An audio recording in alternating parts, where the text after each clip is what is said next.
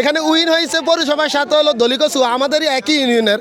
তো ওই উপলক্ষে আমি একটা কথা বলছিলাম যে যারা উইন হবে তাদেরকে আমি একটা ফ্রি ওয়াইফাই দিমু।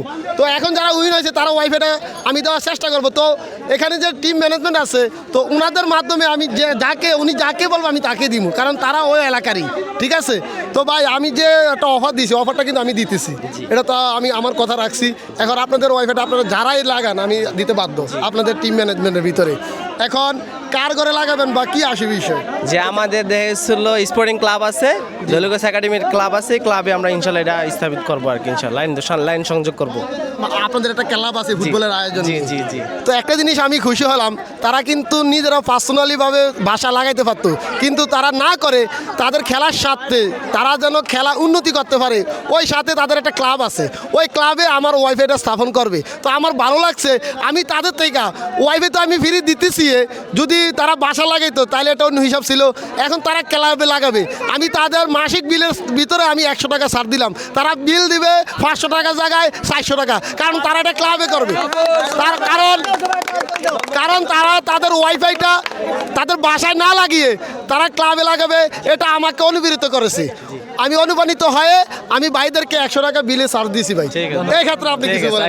ওকে, আমি এই জন্য হ্যাপি দেখছিল আমাদের ক্লাবের জন্য আপনি লাইনটা সংযোগ দিচ্ছেন। আর দ্বিতীয়ত দেখছিল আপনি দেখছিল এই ব্রডব্যান্ড সংযোগ ব্যবহার দেখছিল যে বিলটা, ওইটাও আপনি ফ্রি করছেন। আর দ্বিতীয়ত মাসিক যে দেখছিল আপনার যে ফিটা ছিল 500 টাকা, ওইখান থেকে আপনি 100 টাকা ছাড় দিচ্ছেন, তার জন্য আমরা মানে সবাই আনন্দিত। ভাই আমিও চাই খেলা মানে আনন্দ, খেলা কোনো পক্ষপাতিত্ব না, যে ভালো খেলবে সে উইন হবে, সে ভালো কিছু করবে, এটা জীবনভর হয়ে গেছে।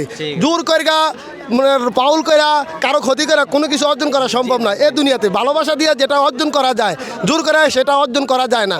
তো এই প্রেক্ষিতে আমি আপনাদেরকে একটা ভালোবাসা দিয়েছি, এখানে টাকার বিষয় না, আমি শুধু জাস্ট ভালোবাসা ভাই।